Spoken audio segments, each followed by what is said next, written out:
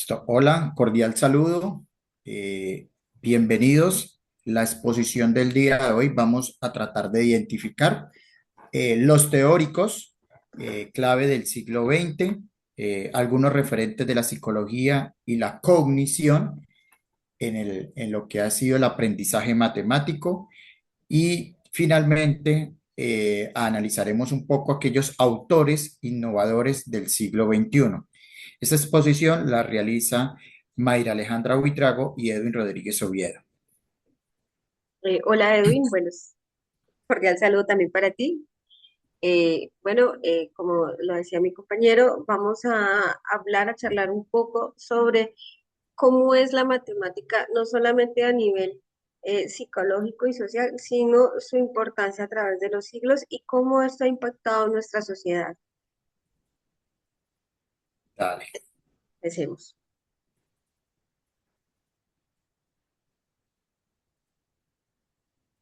perfecto. Bueno, vamos a recordar que en el siglo XX existieron dos, o han existido dos grandes corrientes que han ondado en la matemática, como fue el conductismo, ¿cierto? Y la parte cognitiva. Más adelante, pues ya hablaremos, se ha dado otras corrientes como son el constructivismo y el sociocultural. El conductismo, allí Edward Thorndike y Skinner nos habla sobre el aprendizaje por estímulo, respuesta, repetición y esfuerzo. Este señor Tordique, ¿sí?, nos formuló dos leyes explícitamente y él nos habla básicamente que esto aún, igual, esto aún sigue resonando en muchas aulas. Esto es algo que todavía no ha cambiado y todavía se sigue dando en nuestro diario quehacer, el conductismo. Pero este sencillamente lo que hace es el dichoso premio o castigo o la corrección o incorrección de la respuesta. Esta corrección es lo que llamamos como una sanción para el alumno y es lo que se llama el efecto tornique, ¿sí? Y hoy en día se ve cuando el docente deja una cantidad de ejercicios y en su cuaderno lo que hace es repetir y repetir y hacer y hacer, desde lo más básico y va subiendo el nivel. Y eso se ve hoy en día mucho en algunos docentes. Luego, pues vemos que en la práctica, mejor dicho, esta matemática era realizar bien prácticamente un algoritmo y repetir una tabla o memorizar un procedimiento, es en sí. Ahora hablamos del cognitivismo, es donde Jerome Brunner, Ulrich Neisser, George Miller, David Ausubel nos hablan de que el estudio de procesos mentales internos como la percepción, la atención, la memoria y la resolución de problemas. Aquí ya se ve un pequeño avance con respecto al conductismo. En el conductismo, el estudiante era un actor pasivo. Acá ya el alumno ya no es pasivo. Es un estudiante que procesa un poco más la información y relaciona con lo que ya sabe. Esto implica que el docente en el aula tiene que diseñar unas actividades en los cuales los conocimientos previos ayuden a codificar una nueva información. Luego pasamos al constructivismo de Jean Piaget, donde el conocimiento se construye activamente a través de etapas del desarrollo lógico-matemático. Jean Piaget nos enseñó que el aprendizaje no es solo respuesta, sino que es la reorganización de una estructura mental. Flores, exactamente, lo explica claramente y dice que para los estructuralistas, ¿cierto? Aprender es incorporar las características de los nuevos conceptos aprendidos en sus estructuras mentales y creando una nueva estructura que encaje esas propiedades. Eso nos decía Flores. Luego llegó la parte sociocultural. Lev Vygotsky, el aprendizaje ocurre mediante interacción social, diálogo, mediación y se conoce también la zona de desarrollo próximo.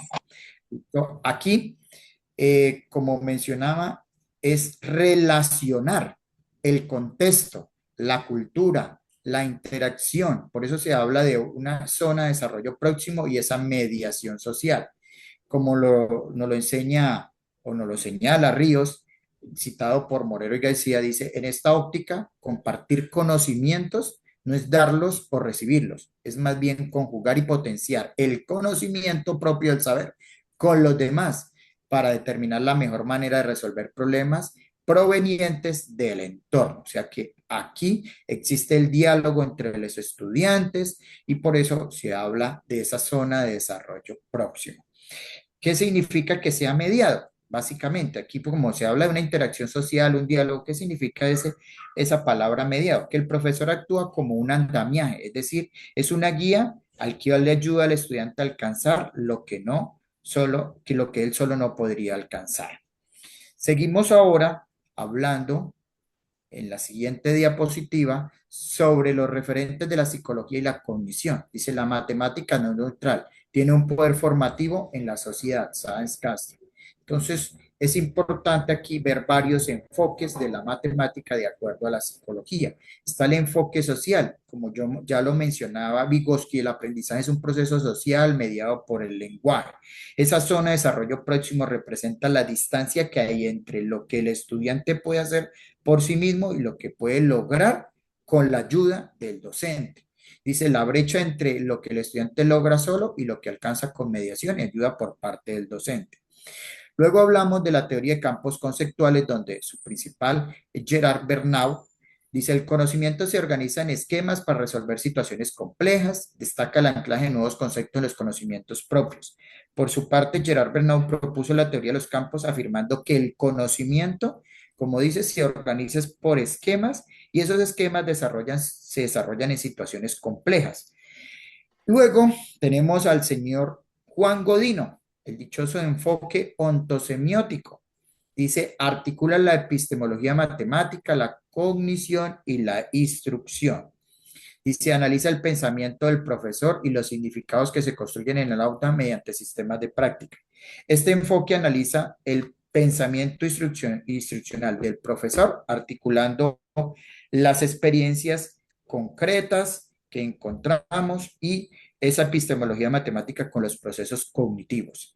Por último, hablamos de la aplicación en el aula matemática, que es sencillamente como utiliza los modelos de Dienes, utiliza varias estrategias como jugar, ¿cierto? Realizar actividades, manipular materiales. Entonces, allí la importancia es el uso de experiencias concretas donde hay muchos materiales y el estudiante puede manipularlos. Dice la transformación de la práctica, de la repetición mecánica a la resolución de problemas significativos. Entonces, el aprendizaje matemático se realiza esa experiencia, se realiza a través de experiencias concretas.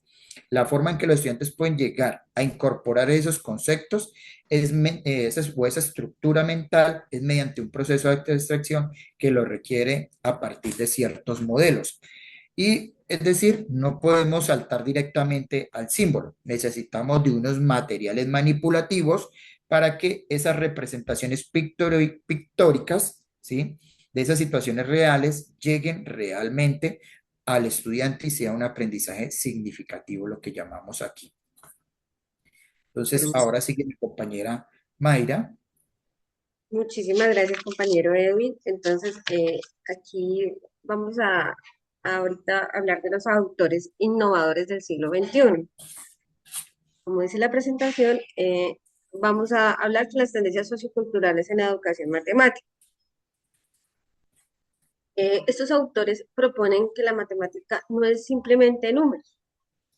La matemática es también un acto cultural, social. ¿Sí? Entonces, aquí es cuando nos referimos a la etnomatemática. La etnomatemática se refiere a que el estudiante pueda entender el contexto social para poderlo transformar, ¿sí? No solamente entenderlo, sino poderlo predecir. Vamos a dar un ejemplo. Aquí, eh, en mi caso como docente, yo ya no enseño demostraciones trigonométricas. ¿Por qué? Porque a pesar de que es una matemática analítica que le ayuda al estudiante a pensar, eh, no es una matemática funcional para el estudiante, no es una matemática que el estudiante pueda aplicar en su entorno y en su contexto. Entonces aquí voy a mencionar a De Ambrosio. La matemática no es universal y tiene el poder de transformar a la sociedad. Entonces, en este contexto es importante que el estudiante entienda su entorno de forma matemática. Luego seguimos a Paul Cosmos. Paul Cosmos es un crítico francés donde él refiere como una matemática crítica. Entonces, él dice que la matemática no es neutral, tiene un poder social transformador. Nosotros utilizamos como matemáticos la matemática para predecir, valga la redundancia, y es lo que él nos propone. Venga, pongamos a los chicos a pensar, pongamos a los chicos a analizar, no solamente a, como decían lo de la matemática, a integrarla en nuestra sociedad, sino a analizarla de manera crítica para poder transformar la sociedad, para poder hacer avances, ¿sí? Y de hecho es así la matemática, porque la matemática está en todo lado. Nosotros como docentes matemáticos podemos hacer un estudio demográfico donde podemos mirar los exactos sociales de nuestro entorno, donde podemos aprender al chico decir, venga, cuánto es el salario mínimo de un hogar, cuánto reciben, cuánto gastan, y que también enseñarles esa conciencia de que ellos están en un entorno privilegiado, muchos, otros no. Entonces, esa matemática ahí es cuando se convierte en crítica, porque le pone al estudiante a pensar, venga, yo no puedo poner a mi papá o a mi mamá a gastar de más porque es que ellos viven al día o viven alcanzados. Entonces, ese es el objetivo de la matemática crítica. Y entonces, y luego tenemos a la teoría de la objetivización, que es uno de los pensadores, es Luis Radford. Entonces, el aprendizaje es un proceso social, cultural, humano, implica la transformación del sujeto. Es decir, aquí la matemática no es solamente razonable, no es solamente con un pensamiento crítico, no es solamente para transformar la sociedad, sino también me ayuda a transformar a ese ser humano en valores y no solamente a través de la responsabilidad, sino a través del cooperativismo. Cómo yo ayudo a mi compañero, no solamente superándome a mí, sino superando a nuestra sociedad, porque ese es el propósito, enseñarles a nuestros estudiantes que la superación no solamente depende mía, sino también de cómo yo apoyo mi entorno. Vamos con la siguiente diapositiva. Eh, entonces, aquí tenemos aquí a Blanco de Álvarez. Entonces, aquí Blanco y Sainz de Castro, aquí ellos analizan la educación como un arma para mejorar la sociedad. Es decir, aquí la matemática puede ser inclusiva o puede ser exclusiva. ¿Sí? Entonces, aquí en este aspecto, ¿qué tenemos que tener en cuenta en cuanto a la matemática inclusiva y exclusiva? Nosotros como docentes tenemos el poder de que los chicos aprendan la matemática o, no, o la aborrezcan. ¿Sí? Y ahí es cuando está nuestro deber social y cultural, porque nosotros sabemos y no es de, ¿cómo decirlo? No es de ignorancia de la mayoría de los docentes que los chicos le tienen cierta adversión a las matemáticas. Y la idea de nosotros los docentes es poder decirle, venga, si usted pasa el tablero, no le va a pasar nada, no se va a sentir juzgado. No, la idea de que le podamos enseñar las matemáticas a ellos es que no se vayan a sentir frustrados a la hora de hacer un proceso. Entonces, desde Blanco y Álvarez Sáenz Castro analizan la matemática como un poder inclusivo y exclusivo y tiene mucho sentido para poder transformar la sociedad.